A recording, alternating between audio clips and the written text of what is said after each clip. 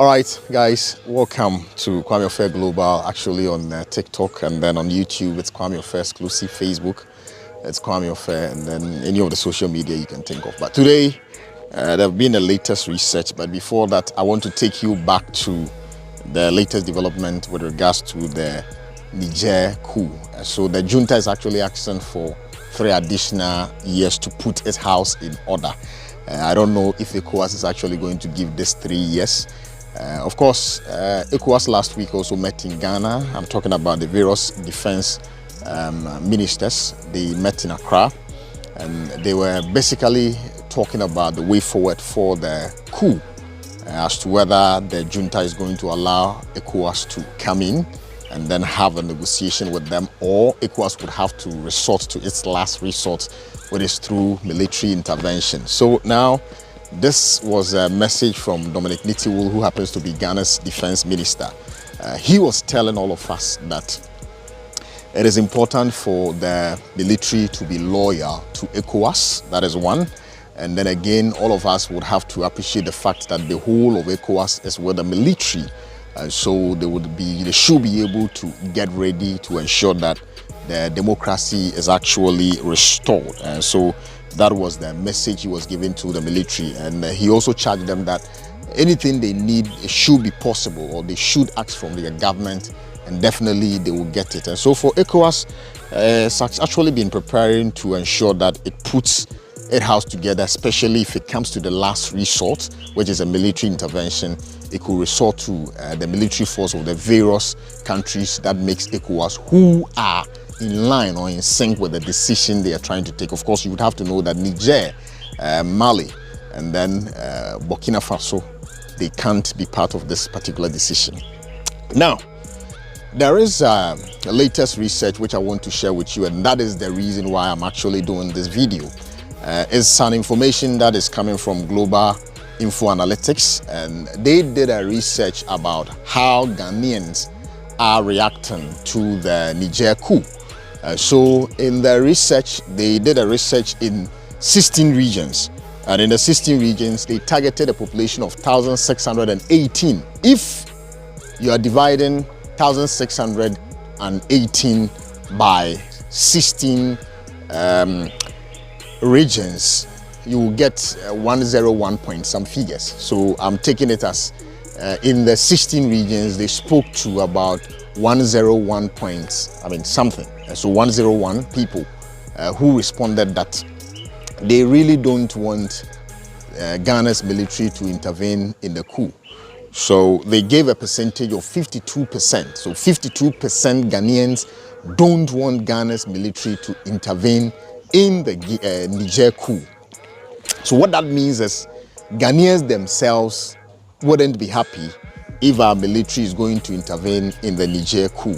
We all should be aware of that. Then the question will be like, how will the populace be aware of this phenomenon and then know the ins and outs of this war to a point that many Ghanaians will then say they don't want the military to intervene?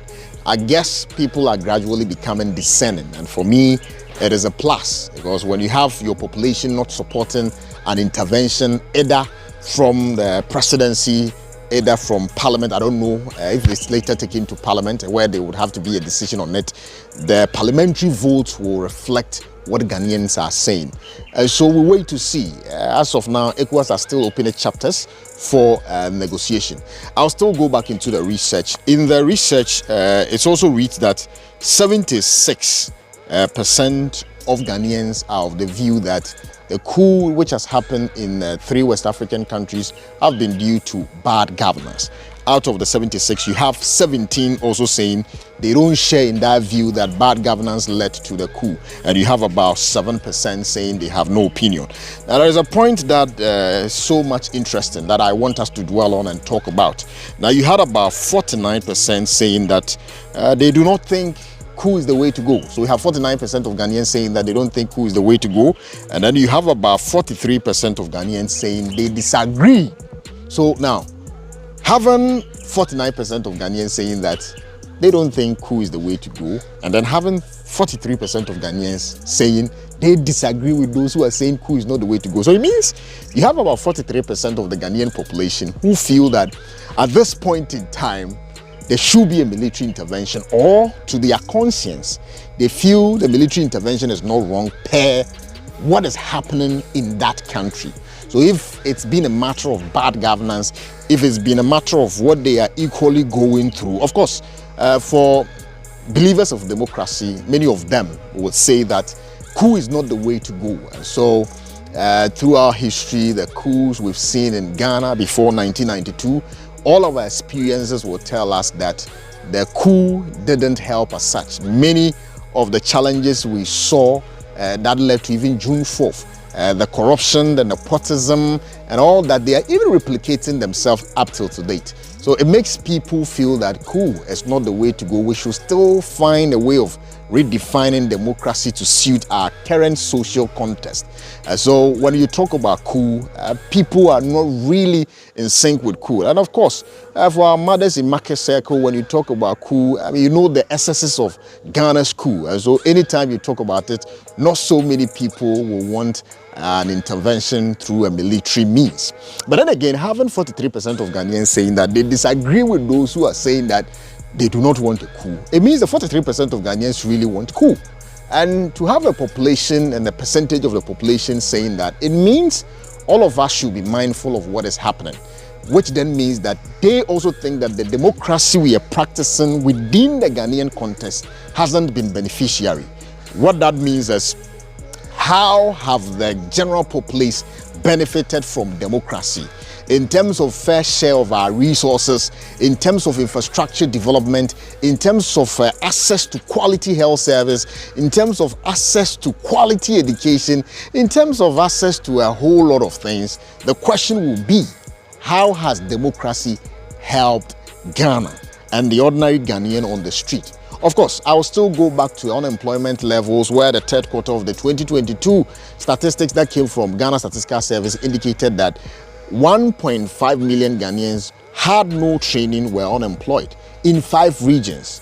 I did that approximation and then told you that about 5 million Ghanaians between the ages of 15 and 24 are not employed. This is just between the ages of 15 and 24. It means when you spread it much further from those from 25, 6, 7 to 30, and then those from 30 to 35, it then tells you that Ghana has huge chunk of youth who are not employed.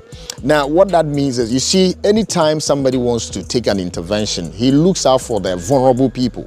And then when you have a chunk of your population not being employed, also not having a skill, as it was stipulated or stated by Ghana Statistical Service, it then means that you should be a bit careful, because these vulnerable ones could be used, or these vulnerable ones could be a tool to be used by anyone who wants to manipulate, or anyone who wants to do things by his own means and then cause chaos in the country. So I believe that these researches should guide us and then help us to understand the general perception going on around the country, or the perception of the average Ghanaian in the country. People just want better life. The who you know, the whole lot of things where Ghanaians are talking about, we will have to really appreciate that the grounds is not as good as we're thinking. And so political parties can project the things they've done to make it look like this has elevated the burden of the Ghanaian. But then again, you have to go back into the communities to really find out if we have really touched lives of the ordinary Ghanaian, or if standard of living of the average Ghanaian, is that okay? Are they able to take care of their rent? Those who are coming from school, how are they able to get the accommodation? Are they able to handle the expenses and the likes? What is the current exchange rate? What is the current inflation level? All these things would have to be put into perspective to understand the standard of living of the average Ghanaian youth. By that, we'll get a better understanding of what the youth are feeling. My name is Kwame Ofe. Take good care of yourself. Bye-bye. Mami Sankama did it day. Mami Sankama did it day, oh daddy. Hi guys, my name is Adina Thembi, and I want you to subscribe to Kwame Ofe exclusive on YouTube. Stay tuned. All right.